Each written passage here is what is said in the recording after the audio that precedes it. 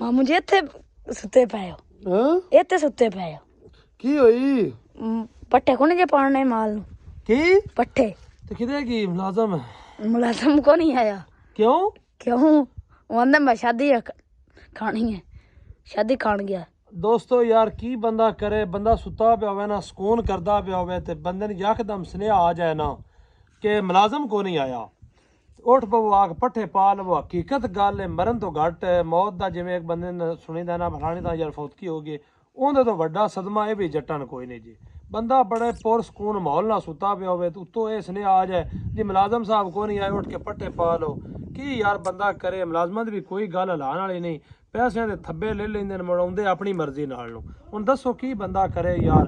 ਸਕੂਨ ਨਾਲ ਸੁੱਤਾ ਪਿਆ, ਬੜੀ ਧੁੱਪ ਲੱਗੀ ਆਈ ਠੱਠ ਦੀ, ਤੇ ਬਹਰਹਾਲ ਕੀ ਹੁਣ ਬੰਦਾ ਕਰੇ? ਚਲੋ ਹੁਣ ਉੱਠ ਕੇ ਪੁੱਤਰ ਪਾਈਏ ਪੱਠੇ। ਜੀ ਉੱਠੋ।